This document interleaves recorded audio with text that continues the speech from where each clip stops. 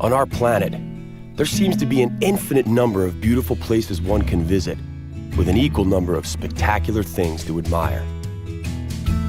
It requires nothing more than a curiosity to observe what is all around you. The miracle of nature manifests in countless ways, from breathtaking vistas to the simple movements of a common heifer. The purpose of this program is to present you with the extraordinary diversity of our miraculous blue planet so that you can discover these things for yourself. Today, we shall discover that when one hears Mongolia, one should think of more than just the desert and camels. The environment of the Gobi Desert is so diverse, you can find everything from uncharacteristic ice passes to breathtaking waterfalls and lakes. From the Gobi semi-desert, we will move on to the lush, green, northern Mongolian hillsides that provide refuge for Buddhists. 5,000 kilometers further southeast of the Gobi lies Jordan. We will conclude our journey in the footsteps of Indiana Jones, in the Jordanian Petra, and on the shores of the Dead Sea. But first, we visit the land of Genghis Khan.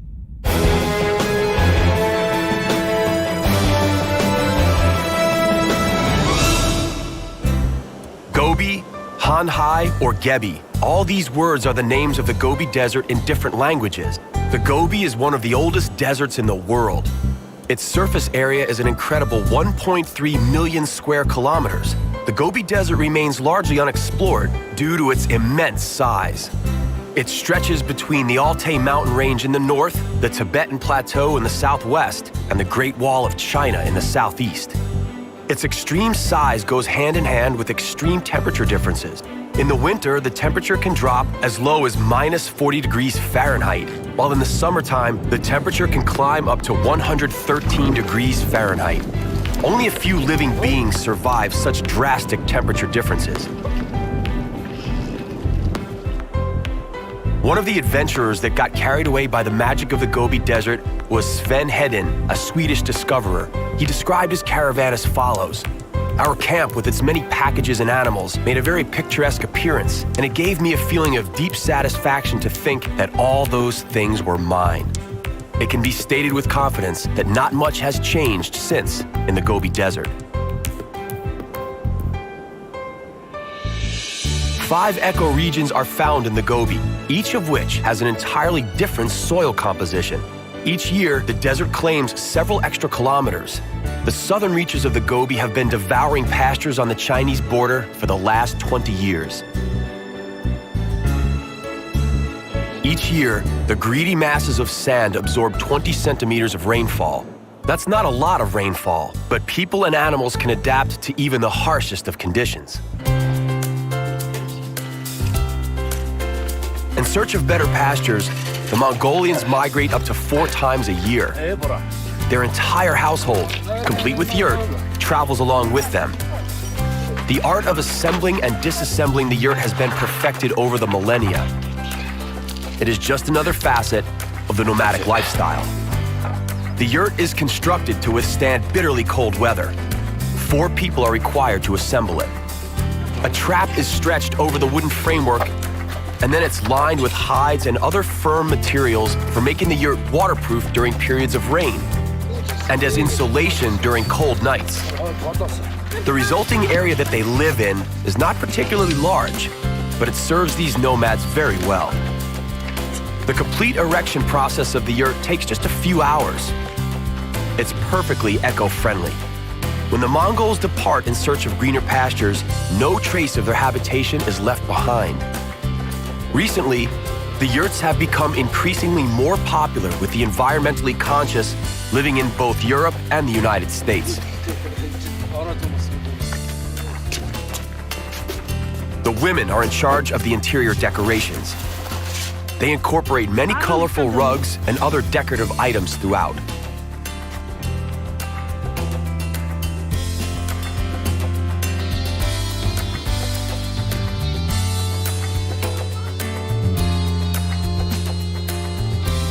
These nomadic herdsmen know the Gobi Desert inside out, especially its inhospitable but more appealing southern part.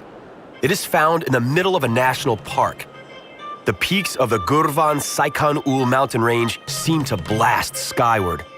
When translated, its name means the Three Beauties, even though the dark and rocky mountains feel quite gloomy in real life. The base camp for the expeditions into the mountains is equipped with yurts and herds of the load-bearing Bactrian camel. A sought-out sandy desert, the Congorian Els, or Singing Sands, lies at the foot of the mountain. The dunes rise 300 meters high, 12 kilometers wide, and 100 kilometers long. Under the watchful eye of the Three Beauties, they seem to be the guardian of secrets. It is said that directly beneath the surface of this sandy kingdom lives the mythical worm Olgoi Chorchoi. The worm is said to attack humans from behind and suck out all their blood. The many animal skeletons found in the desert are more likely manifestations of severe heat or drought, and not so much the Olgoi Chorchoi. The desert is known to be unmerciful to lost animals and people. The giant worm story could easily have started with the ramblings of a delirious lost soul. Several historical records, and even some cryptozoological enthusiasts, actually mention the existence of the Olgoi Chorchoi. But predominantly, this creature is only alive in the minds of the local people and their shamans. It is supposedly bright red in color, spits acid, and its sighting foretells approaching death. The legend may have originated as a warning to the foolish of the desert's impending dangers. But there are those who interpret and use archaeological findings from the Gobi to point to evidence of the monster. A dinosaur egg and the remains of the first mammals, dating back to the Jurassic period 164 million years ago, were discovered in the northern part of the desert.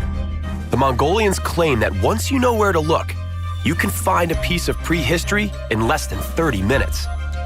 The multicolored sand grains vary in weight. The wind carries the lightest layer, which is why the singing sands appear to change shape constantly. It appears that the three sisters and the singing desert only know how to take lives. On the other hand, the Gobi Desert is a place that can give life as well as take it. The rarely seen and highly endangered Przalski's horse can be spotted on the desert's periphery. Zoologists are slowly reintroducing this breed from zoos back into the wild.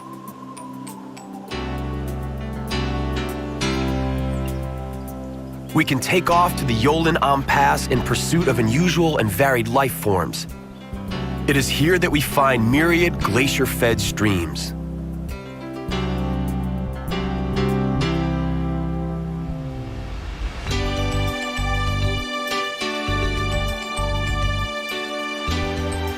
In the winter, the pass is covered by a layer of ice several meters thick and many kilometers long.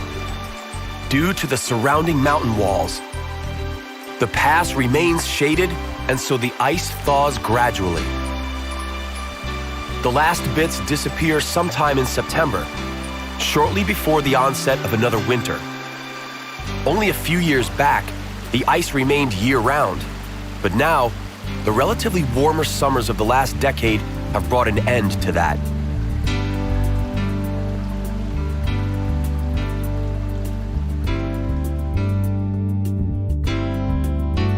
A slightly more acceptable climate due to higher altitude results in a greater variance of fauna and flora thriving here. The accessibility of water also helps. This is where the snow leopard lives, but he's rarely spotted.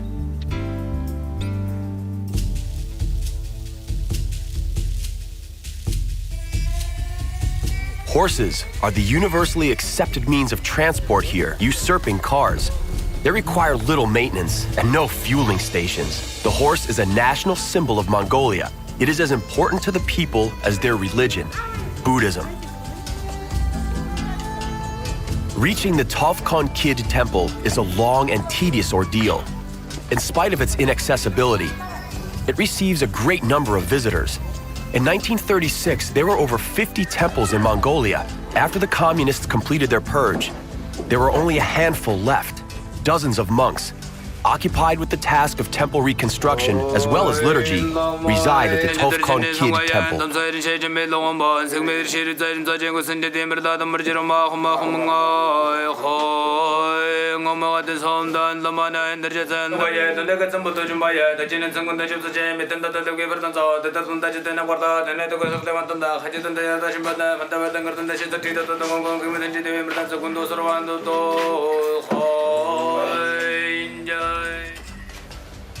The Tofkon Kid Temple is an important pilgrimage site for the Mongolians.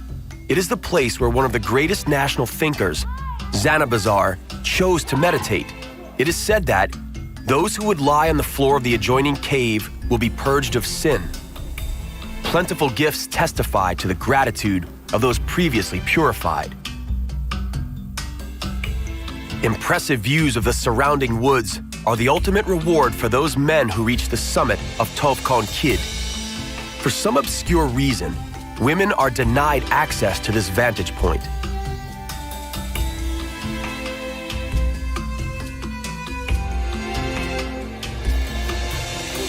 Pilgrims are drawn to the temple by Ulaanbaatar's legacy. No lesser an attraction is a spring whose sacred waters are deemed to have healing properties.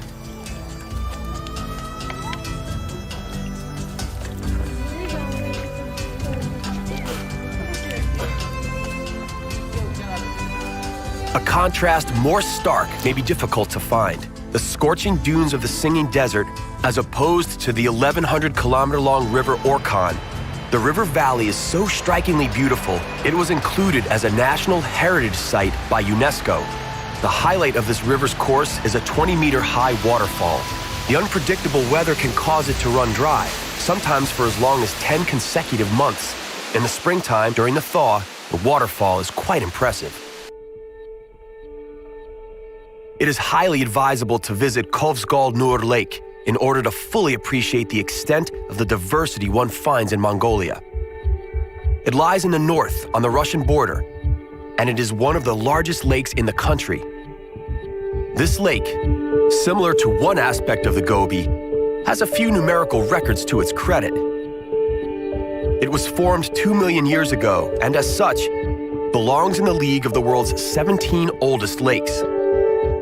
In some places, its depth exceeds 260 meters. It is a carefully protected water mass, separating the Central Asian steppes from the Siberian taiga.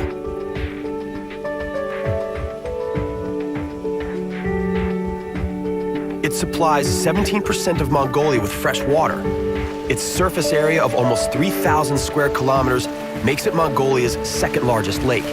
Its shores abound with incredible animal diversity, from the ibex and reindeer to the wolves, wolverines, and bears. An honored member of the bird kingdom is the endemic Hovsgol grayling.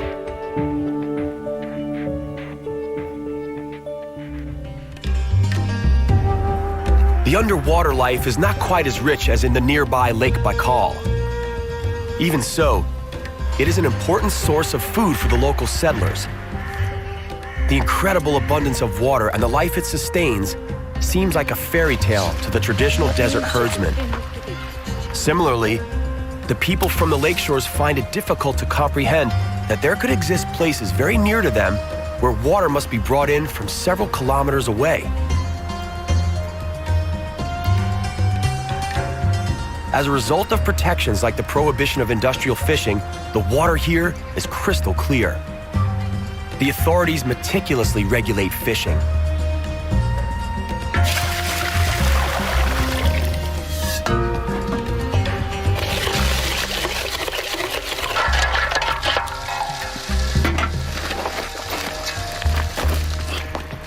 Fishermen living on the shores of the lake are forbidden to use large boats.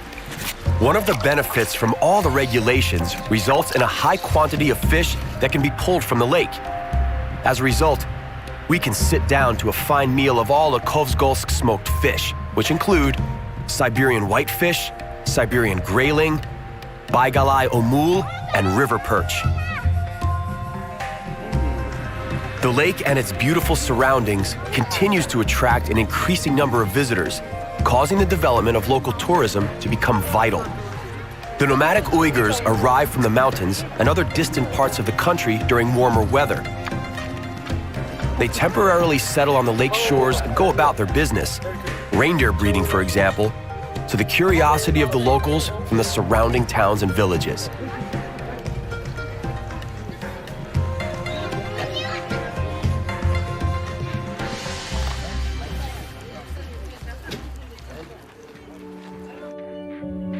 This area of the lake might just well as be named Mongolian Switzerland. Dense forests form the southern border of the Siberian taiga.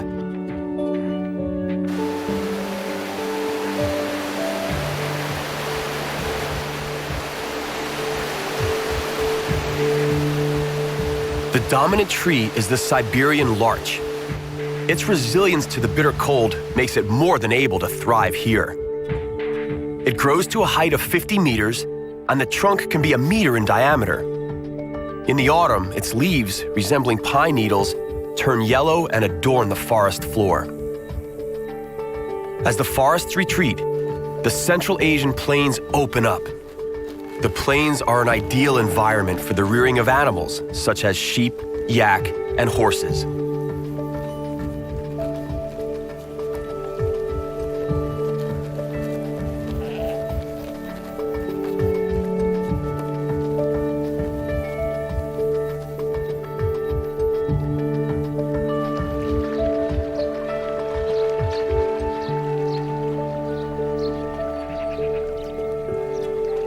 Let us leave Mongolia behind and move over to a place where the sun, Islam, and the Dead Sea dominate. Jordan awaits.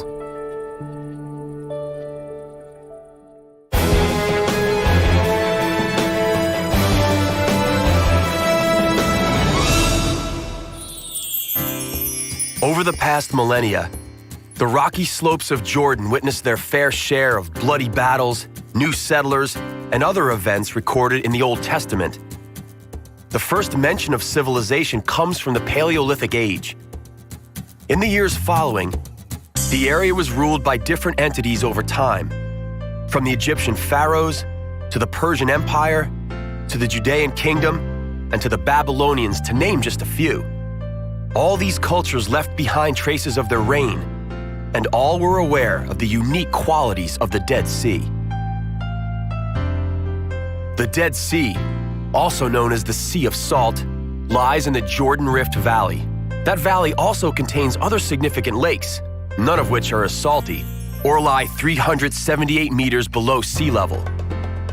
A liter of Dead Sea water contains an incredible 1.2 kilos of salt, making its water uninhabitable to all but a few bacteria. But humans found a good use for this water.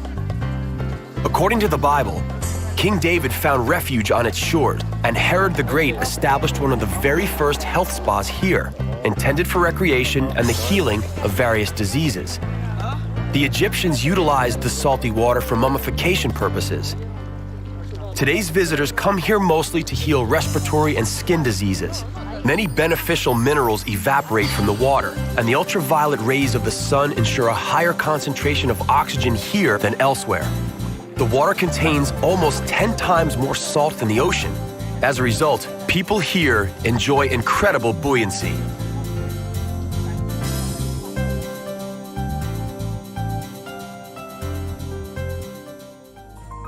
The salty crystals form a fascinating miniature landscape. The salty crust results from the condensation of minerals from the air and the diminishing water supplies. According to some rather skeptical prognoses, the Dead Sea is to vanish over the next 40 years.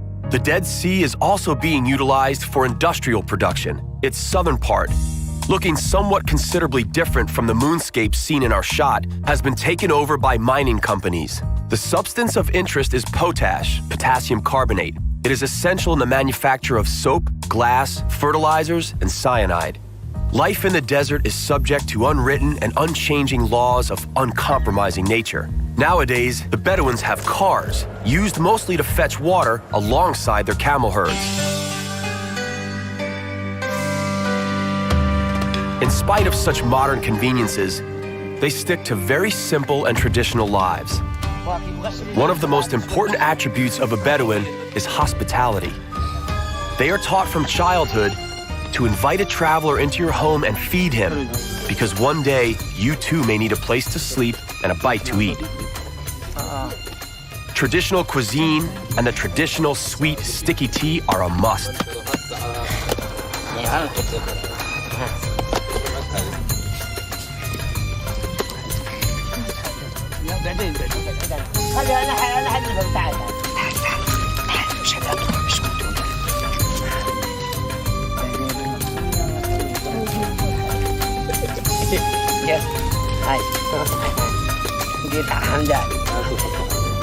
Living in such austere surroundings, it is not surprising that the Bedouins cherish friendship and hospitality above all.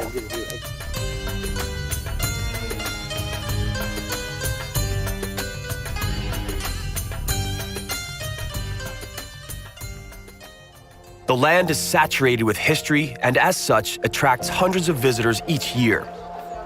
Archaeological sites of the mysterious extinct Nabatean civilization drew awestruck anthropologists and archaeologists from around the world.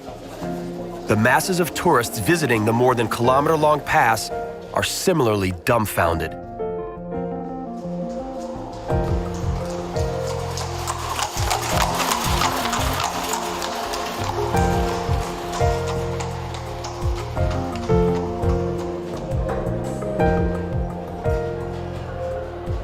Having left the past behind, an incredible spectacle comes into sight. Known as the treasure chest, it is the symbol of the lost city of Petra.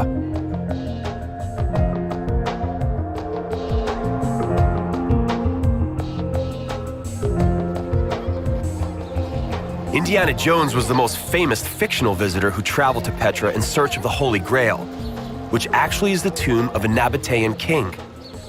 According to an Arabic belief, this is where Moses caused the rock to bring forth water when he struck the rock with his staff. A treasure of unimaginable worth is hidden in the facade according to a medieval legend. Petra has been a UNESCO World Heritage Site since 1985.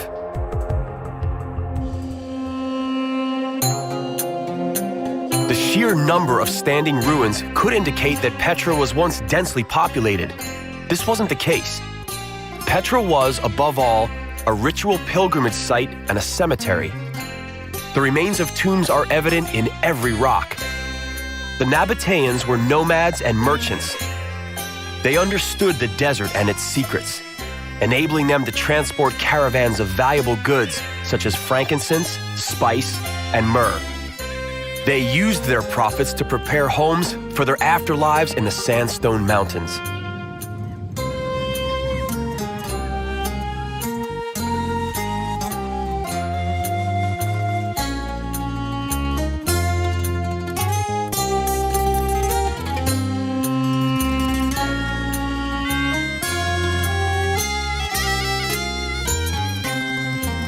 At the beginning of the 2nd century, the Nabateans clashed with the Romans.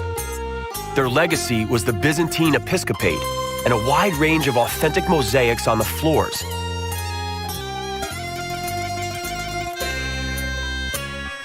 Petra was slowly forgotten with the passing of time as its importance ceased to exist, together with the Nabateans. The secret of the past was only known to the Bedouins who, until recently, inhabited some of the rooms in the rocks. Today, Petra is open to all.